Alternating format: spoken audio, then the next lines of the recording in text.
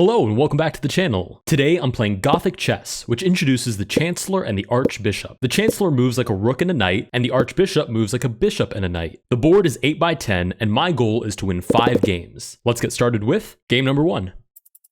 One thing I do like about this variant is that it feels more like you're in an actual battlefield, right? Because we get that extended board, so we're 10 squares wide instead of just 8. Right, a regular chessboard can feel a little bit more cramped, but here we actually have wide flanks, so it feels a little bit more expansive. I'm going to play just a normal opening. I guess this is the equivalent of d4, d5, although I'm sure that's not the actual name of those squares. We get g3 for that fianchetto. I'm going to develop my knights first. I'd imagine this is similar to regular chess in the sense that our more powerful pieces we should develop later so they're not targeted super early, and the knights are slower than everybody else, arguably worth the least, so we should bring them out first. Now, the interesting thing about this fianchetto is that there's no long diagonal on this board, so you can't actually see from rook to rook. So just by pushing this pawn forward, I'm already looking at that fianchettoed bishop. And we'll see how my opponent actually decides to deal with this new attack. Oh, that's okay. Wait, never mind. That actually is totally fine. I forgot that this archbishop moves like a knight, so it's actually defended. I'm going to take it anyways because I trade an undeveloped bishop for a developed bishop. And now my opponent has that archbishop on the diagonal. I'm going to continue to push towards the center, so I'm going to push this pawn forward. I'm assuming that's e6. We get knight towards the center, and I'll go ahead and try to push into the middle of the board. I have 2 more pieces to develop before I can actually castle. We'll go ahead and recapture with the pawn. Okay, and now I have the choice to either trade and let the position kind of open up, or I can close up the center. I mean, I guess my last choice is just to leave the pawns where they are. We get this trade, and actually I like that best. I'd like to leave my pawns in the center. I mean, I've grabbed control of the center. I might as well hold on to it. I'll go ahead and develop my bishop. Okay, we get this pawn move developing my opponent's bishop, my archbishop. I guess I'll just put it here in front of my king, and I'm really just looking to castle on the next turn. I can deal with my center and my attack and whatnot after I've castled. Okay, my opponent has the same idea. We both castle, and we'll see how this develops. I have some interest in playing like archbishop here, but it's not yet defended, right? Because this moves like a rook and a knight. But I'd love to displace this archbishop on g2.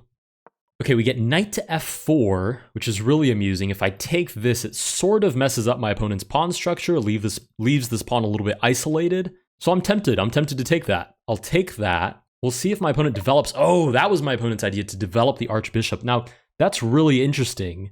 It hits the queen. Is that really a concern? Is my queen worth more than the archbishop? I would say yes, just because it's easier for me to use it. I just understand how to use that piece better than I understand how to use an archbishop. So I am going to move my queen out of the way, but I am still interested in trading off this archbishop. If I can trade it off, I leave a lot of really weak squares. I mean, just imagine my queen on h3, my knight on g4, unstoppable mate on h2. So that's kind of the vision that we're working with right now. We'll see how my opponent elects to finish development and start an actual attack. Okay, rook develops towards the center. I'm going to play this. Well, is that too passive?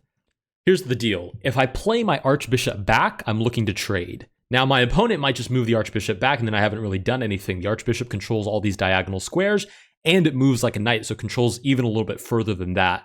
And basically, I've undeveloped for my opponent for no reason. The issue is if I move my archbishop into the position, I'm unclear on how my queen actually follows suit and lands on h3 like I would like her to. Let's do this. Let's place my chancellor on whatever square that is and see if my opponent will take it. Okay, we get this trade. I'll go ahead and take back with my pawn as we originally planned. Drops the knight. I'll go ahead and develop my archbishop with the recapture. And we'll see if my opponent has any interest in taking this, because you'd think, oh, my opponent does, okay? And my reasoning was, this is basically a knight plus a bishop, whereas the chancellor that I just lost is a rook plus a knight. So you could argue that this piece, that I actually lost a little bit of material there. I'll go ahead and take back with my queen. Everybody's still defended in the center. Queen comes out. And how do I actually make use of that trade now? Let's move the queen to the center to defend the archbishop. Maybe I can play g6. And I also get the queen off of the same file as the chancellor. Ooh, interesting. Okay, my opponent takes the pawn, figuring that a archbishop and a pawn can't possibly be worth as much as a rook, which I would agree with. Can I remove this queen from defending the rook? I guess the queen would just move back. Maybe I could pin the rook, but then I just drop the archbishop anyways. Let's give it a try, though. Let's try to boot the queen. Maybe if the queen moves back, I can move the archbishop to e4 or whatever square that is, hit the queen, and hit the rook at the same time. Looks interesting. Okay, queen moves back to d3. Let's play that. Oh no, even better, let's play the knight here, right? Let's play the knight to whatever square that is. Hit the queen, hit the rook. We have to get our material back, and we kick the rook off the open file, so it gives us an opportunity to fight back along that same open file. Okay, we get queen takes b7. I think I can just take this anyways, so I will. I'm gonna go ahead and take that rook on that square, and maybe the prophecy will come true. Maybe I'll get queen here and then mate on g2. The light squares will come to fruition after all. Okay, knight comes to the center. That doesn't seem to do anything about these weakened like squares. If anything, it cuts off the queen from coming back. So, let's play that. Queen to the center. I think we're looking good. Oh, and my opponent resigns. Nice. Wow, that's really good. I'm quite proud of that game. That only took 23 moves, and I would actually argue that I was probably worse at some point there. But we kept our eye on the prize. We were watching out for these weak light squares. We did that trade to keep our archbishop on the board and get rid of our opponent's bishop. And there we go. We were forcing checkmate on g2. With that, we win game number 1. Let's move on to game number 2. All right, game number 2. We get the black pieces again, but we're paired with a 1500 with a question mark, so it might be our opponent's first time playing this. Let's play this, and maybe we can challenge the center.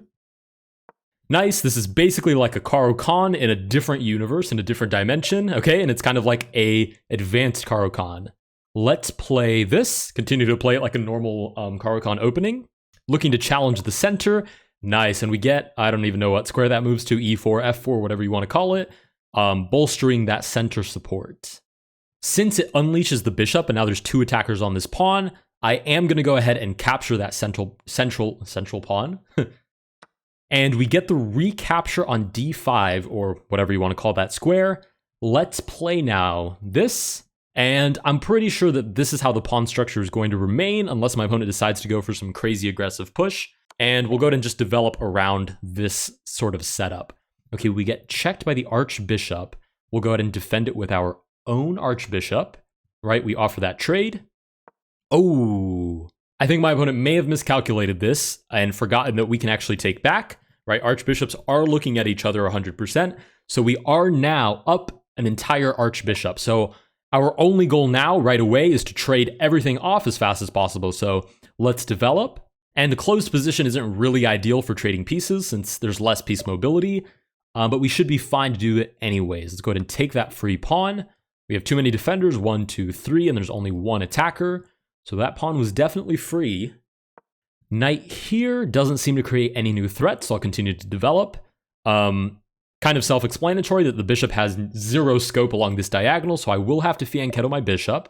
Nice, we'll go ahead and fianchetto here on g7, we'll castle, and we should be in a great spot at that point. We'll figure out what to do with this bishop momentarily. I don't think this creates any new threats, so bishop here. And once we castle, we'll be totally fine. Okay, bishop develops, we castle. Rook comes towards the center, presumably looking for this breakthrough, which does drop this pawn in the center. Let's kick the knight. So we'll play c6, or, you know, well, I'm just going to call the squares whatever I think they are naturally, and you'll understand what I mean because I draw the arrows anyways. We'll play c6 to boot the knight. Knight does move out of the way, but drops to the archbishop, and this is very natural. I mean, this is my second round through all of these variants, so I'm no pro, but I am a little bit more familiar. That is to say, I have a little bit better board vision when it comes to these, what I like to call suspicious pieces, right? First of all, I keep a sharper eye out for the weird pieces, and I'm a little bit more familiar with how they move. So I'm less likely to hang it than somebody who's just played this for the first time. Ooh, e6, super aggressive, but I don't believe it works. We take here on e3, hit the queen, defended by the bishop. We'll go ahead and take that back. My opponent officially has no extra pieces to work with. We do lose this pawn, but instead of taking it back and losing the exchange, I'm just going to shuffle my king out of the way. After the bishop returns, it's unclear how my opponent actually follows through on that attack. I might even get a little bit cheeky and just play queen here and see if I can get checkmate. So my opponent plays here to hit this. Let's move my queen up. Oh no! Let's put Eric Rosen moment. Oh no, my chancellor! That'll be my thing since I'm the variance guy. Instead of oh no, my queen, it'll be oh no, my chancellor. And I'm threatening to win the pawn on g2 with checkmate. Or should I say, oh no, I've blundered my chancellor. Okay, queen comes over, neither taking the chancellor nor defending g2. So we'll go ahead and capture and deliver checkmate. Nice. With that, we win game number 2. A little bit less satisfying than the first one, but we did get an oh no, my chancellor moment. So it's give and take. Let's go ahead and move on to game number 3. All right, game number 3, we finally get the white pieces, so I get to play a London system. Obviously, that's a joke. My opponent pushes the pawn forth. I could just take, and I will, because it kind of develops the queen, sort of like a Scandinavian, except there's a lot more pieces to deal with. So I'll push my pawn with the idea of hitting... Oh! Holy smokes. That was close. My opponent didn't even take A's. My opponent took more time than I did, but I blundered, right? I pushed this pawn. My opponent easily could have just taken my bishop. This archbishop moves like a bishop and a knight. Nothing to do with defending that bishop. But instead, luckily we get checked. So I'll develop my archbishop and hit the queen. I find this to be the most confusing part for players that aren't familiar with the variant, where you move a piece in one way. So here I'm moving it like a knight, and then you move it in a different way so I could capture like a bishop. But no, my opponent does give a different check. We'll develop the bishop on this one, actually protected this time, and hitting the queen. And we'll see if we can actually fully develop just by hitting the queen. That would be pretty good. My opponent is hitting this pawn, so I'll probably have to make a knight move next. Okay, queen comes over here. If I play this and my opponent's queen moves out of the way, I can take, but my opponent just recaptures. So instead, I'm going to develop the knight, and I'll probably just castle on the next turn. So far, we've developed 3 different pieces. We're ready to castle, and my opponent's only developed a queen, which is not to say that my opponent can't make a comeback, but we're definitely in a more comfortable position. Okay, queen moves back. I'm not really sure what the idea of that is. I'll go ahead and castle. Okay, chancellor shuffles over. Let's develop a knight. And I'll probably just wrap up my development with d3, get my bishop out, and we'll look for our attack after that. Probably somewhere along this semi-open file, since the king is still uncastled. Okay, chancellor develops, but I'd imagine a bishop has to be worth less than a chancellor, so I'll go ahead and accept that trade. Queen takes back. Let's play d4. Grab more center space, looking to develop the bishop. Okay, finally my opponent develops something other than the queen. Let's play d5, hit the queen. Let's remind our opponent what his favorite piece to move is, and that's the queen. Keep moving the queen around so I can keep Oh, that was perfect. I drew the arrow just a second before my opponent made that move. Nice. My opponent keeps moving the queen. We keep developing pieces. You'll notice we're basically fully developed, minus the rooks that need to come to the center, and we're castled. So as far as the opening goes, we are totally good to go. And my opponent insists on moving the queen around and deeper into the position. Let's play this. See if we can lure the queen into taking the pawn. Okay, queen moves back, b4, keep hitting the queen. I mean, if my opponent allows me to keep hitting the queen, eventually I might even win it. Okay, queen moves back again. Let's play... Well, I'm a little concerned because if I play knight to a4, queen moves over, and then I take the pawn. There's like takes, I take back, and then my king is kind of exposed, and the queen is on that side as well. So I'm not super excited about that, even though it looked good originally. Okay, my opponent has offered a draw, and I'm definitely not interested in a draw. Let's play this, just kind of develop the queen. Maybe I can bring a rook towards the center. It's a little bit slow, but I'd rather keep pieces on the board as long as I'm still looking for that attack. Oh, actually, wait, knight to b5 would have been really good there. Knight to a4 is just too passive in general. It throws a knight to the side of the board. But knight to b5, defended by the archbishop, looking for knight takes, could be interesting, traps the rook. We get bishop out, which obviously hits the archbishop. Archbishop has to be worth more than a bishop, so I'm going to play archbishop to what I'm going to call c4, hitting the queen. I still don't have this off my back, and I'm not sure if my opponent will even notice that idea of taking and then opening up my king. And I'm not even sure that my opponent has enough pieces developed to take advantage of a weakened king side, but conceptually I understand that it's a concern. And that's actually what won us the first game. Conceptually we were better, and then practically on the board we were much worse. Queen here, let's play this. Hitting the queen, hitting the pawn right behind it. Maybe we can start lining up some sort of attack. It is defended by the archbishop, so it does have 2 defenders minus the queen, and we do have 2 attackers, so not quite enough to actually take it yet. Okay, queen jumps into the position. Very aggressive, but I'm not sure if it's actually effective. Let's go ahead and take. Let's take the queen with the chancellor. If my opponent recaptures, I'll centralize my rook, and I'm sure that the chancellor and the queen are probably about equal, so I'm not super concerned about the point difference that we just exchanged there. Okay, archbishop develops, has to be worth more than my bishop, so I'll happily trade it off. If my opponent takes back with this pawn, queen here, I hit the bishop, I hit checkmate, so one or the other. My opponent takes back with this pawn, which my opponent correctly finds. I can still play this, still hit the bishop. Terrible arrows as always, but that's nothing new. Still hit the bishop, still hit the pawn. My opponent decides to forfeit the bishop, makes sense. Keep the king nice and protected. We will hit the knight now instead. Knight moves back. Let's play queen back. And I know I just said that the archbishop has to be worth more. Oh, I can't even take with check. Never mind. That was just a bad trade. I was trying to take with check and then recapture. And then my two neurons that were active realized that I can't take and recapture. So we'll go ahead and take on c7. We still have this attack, right? We're hitting the knight. We're hitting the pawn right behind it. d6, open up the file. Lots of exciting things are still happening. We're still up material. Just not the most clean execution ever. Let's go ahead and just take this pawn. I probably have this on the next turn as well, kicking the knight, and then we can take the pawn right behind it. Okay, opponent defends this pawn, so the tactic doesn't really work anymore, but booting a knight from the center is pretty much always a good idea. Not to mention we have ideas of d6 and then trading the rooks. Bring the rook towards the center, we continue that attack. Let's go ahead and push. Pretty much just trying to break down the king's defenses, so get this pawn off the file, trade off the rooks, and then it's basically the king and like two pawns fighting for themselves. Cool, we'll take a free knight. Opponent takes back, let's take with check. Let's play check again with the idea of this check. Oh, okay, king moves forward instead. Let's hit the rook. Kind of a slow conversion for a game that I thought was so convincingly won, but I guess my opponent's just doing a good job of hanging on. Let's play knight here, hit the rook. Okay, rook shuffles over, nobody's defending this pawn, I'll go ahead and take it. Oh, okay, free material. I will absolutely accept free material, let's play check. Very tempting to just play queen here, check. Reasoning being if my opponent takes, I'll play check, and some way or another I have to be able to checkmate my opponent. So I'm going to play it just for kicks, right? Can't develop the bishop, I just take it for free. My opponent will probably take the free rook, sure, I play check.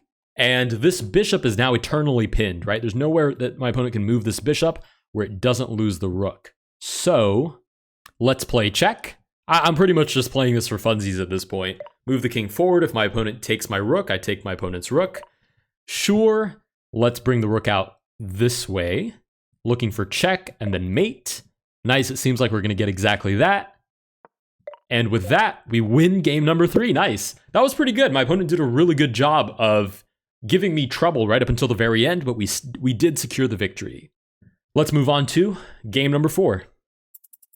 All right, game number 4. We get the white pieces, but we're playing a 2,000 rated opponent, which is quite scary. Let's go ahead and develop the knights first. I'm going to stick to my basic principles, develop the knights, and then develop the bishops. Okay, clearly my opponent is looking for this push. I don't think there's anything specific I can or even need to do about that. So let's go ahead and continue to develop, just kind of fortify our center.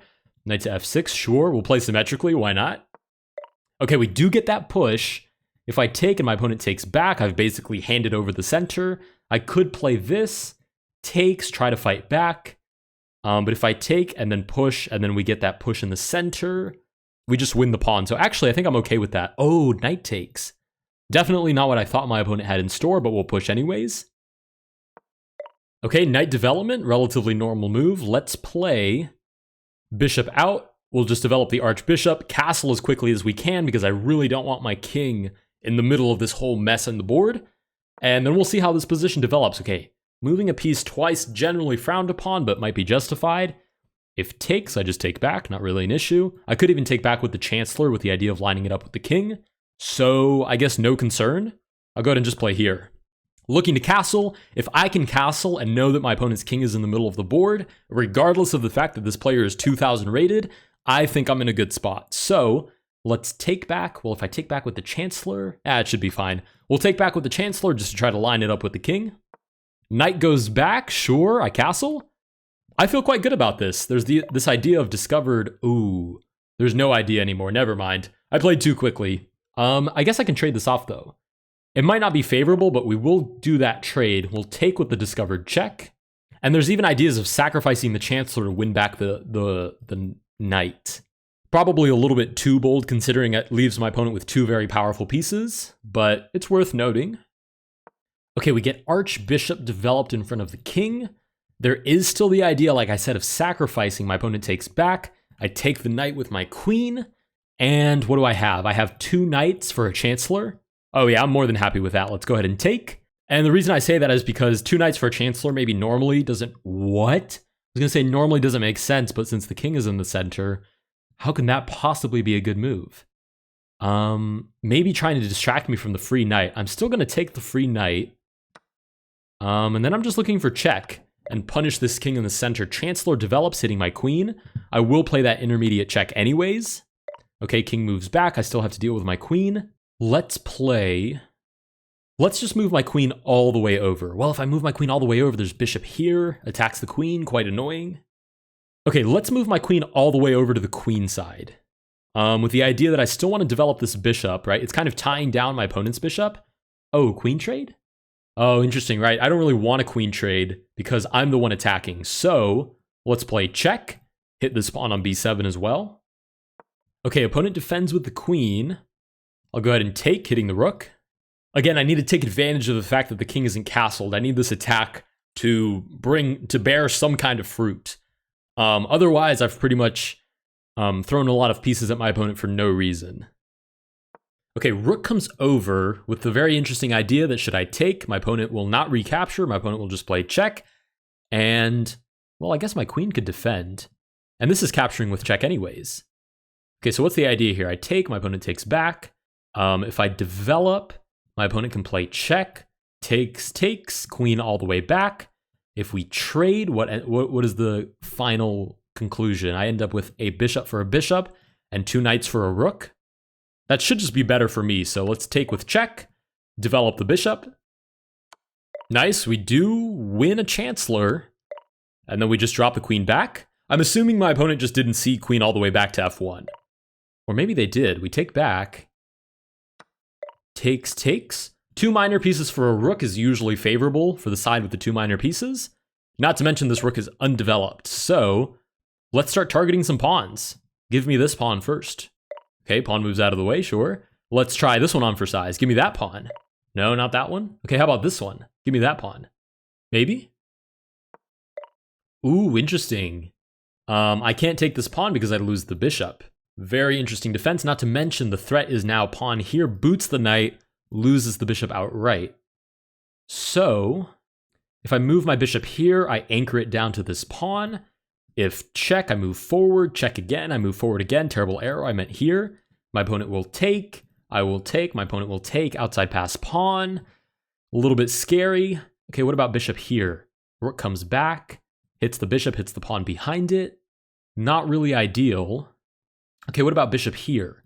Rook here, king comes forward, my opponent will take, I will take, my opponent will take again. Okay, it's definitely not the nicest position I've ever seen, but I have to compromise something here.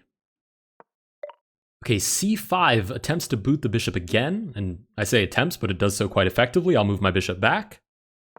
Okay, we'll defend the bishop with my king. My opponent takes. I'm assuming I have to move this pawn out of the way. If my opponent follows, maybe knight here. That might be okay. Very, very sketchy position though, very dubious. Okay, we'll defend it with the knight. Okay, now this pawn is under attack. If I play here, my opponent takes, I take with check. Let's give that a try. Okay, let's push this pawn. Okay, pawn moves forward, which sticks this pawn here.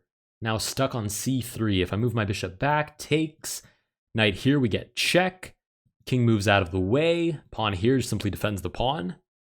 Okay. Not the best position I've ever seen. Let's try to defend anyways. Okay, let's try this. Sneaky check.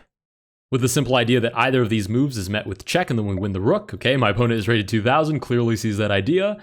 Probably bright as day. Let's play this with the idea of check. We'll move the king out of the way. Oh, issue is now my opponent can simply take. Okay, we're still going to try to come for this pawn. Down to 38 seconds and probably clearly losing at this point. We'll take. Sure. Let's try to stop the pawn, at least make an honest effort. Okay, let's move the knight out of the way. Right. Only way to defend that is with my bishop, but now this pawn gets away. Wow, that is frustrating. Holy moly, okay. I don't think I have any way to defend this anymore. I mean, yeah, I'm even looking around for tricks, and I don't see anything in this position. 7 seconds left. I guess let's just make a random move, but this is incoming. Right pawn is getting away. And there's just really nothing for me to do here. So we do forfeit on time. With that, we lose game number 4. But honestly, probably the best game we've had so far. My opponent says GG. Gotta say GG in the chat. And with that, let's move on to game number 5. All right, game number 5. It's quite funny. Our last opponent was rated so much higher than us that we only lost 2 points of rating. Okay, we'll go ahead and play this kind of pseudo Caro-Kann. We do get the advanced variation of whatever this opening is. We'll go ahead and play the same thing, pushing towards the center. We're threatened here right away. Let's go ahead and capture. And it seems no matter how my opponent takes back, I should be able to just win this pawn on the next turn. Okay, my opponent takes back. I believe I can just win this pawn.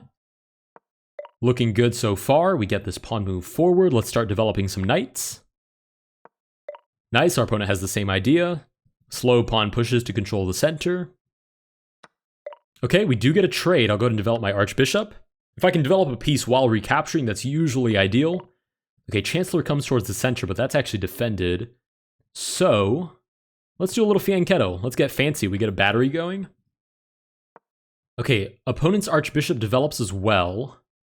Let's go ahead and take. Right, opponent takes back, now threatening the bishop still.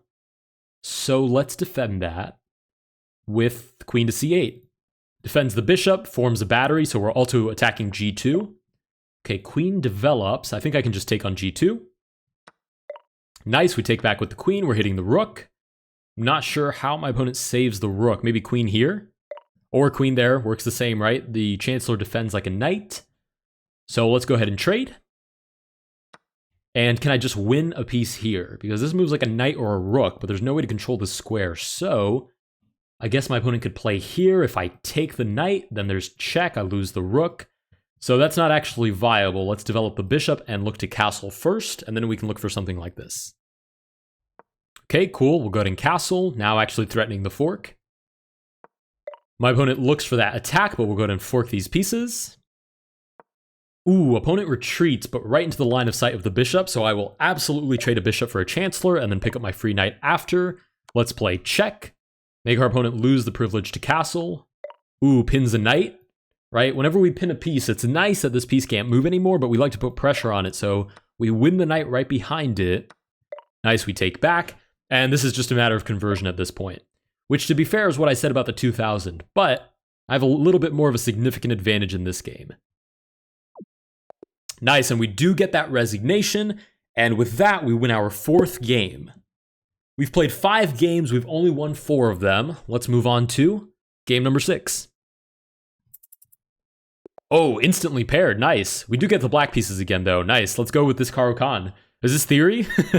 Is this theory? Let's pull a chess bra and ask if it's theory. Nice, we win a pawn right out the gate. So I'm quite happy about that. Opponent having a deep think about why a pawn just disappeared off the board. Opponent having a very deep think, it seems. Maybe reading the rules. Maybe just now noticing that the board is longer and these pieces magically appeared. Wondering what these pieces mean. What's the implication on the position, on the whole game of chess? Oh, my opponent actually finally plays, develops the archbishop, hitting my own bishop. Okay, that was kind of a surprise. Took him a minute and a half to calculate it, but sure. Let's go ahead and just retreat the bishop, defend this pawn once more, and kind of start from scratch. Now that we have this valuable piece developed, I'm sure I can target it with some developing moves. Nice, we'll play knight to c6, hit the archbishop. Oh, wait a minute. Takes, just loses the pawn back, but my opponent unfortunately blunders the archbishop. Nice, we'll move the knight back as well. We're threatening taking on g2, which would win the rook right behind it. Oh, with a fork as well. Okay, we get the queen development. We'll pick up the free rook.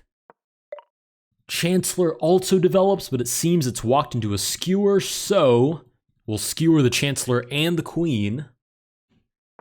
Okay, we win the chancellor, or at least the exchange. Bishop recaptures. Let's go ahead and continue developing. I mean, opening principles don't go out the window just because we're at materials, so we'll keep developing, start controlling that center, which will be a little bit easier now that we have more pieces. Sure.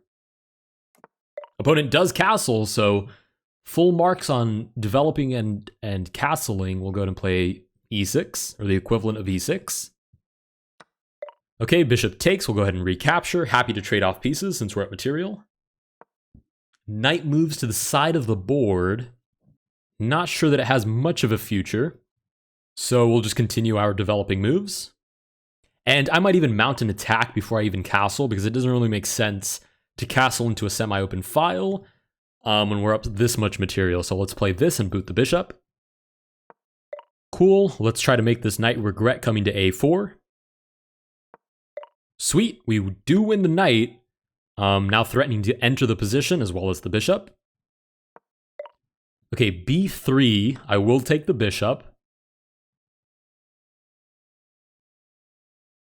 We get this pawn push forward. Let's just play rook here, look for the sacrifice, and then we can wrap up this game relatively efficiently. Okay, queen trade, absolutely. King takes back, let's push a pawn. Nice, we'll take with check. Sure, we'll push another pawn, giving another check. If takes, I recapture with the archbishop. And is that checkmate, actually? Yes, I believe this. Yeah, it is checkmate, nice. Okay, cool. I thought this game was going to be kind of just an extra game, but we did actually give checkmate quite poetically with the Chancellor and the Archbishop by themselves, giving that final checkmate. With that, we do win our 5th game, game number 6. If you guys did enjoy this video, please consider liking and subscribing. Let me know down below if you enjoyed this variant or if there's any other variants that you'd like me to try, and I will see you guys in the next one.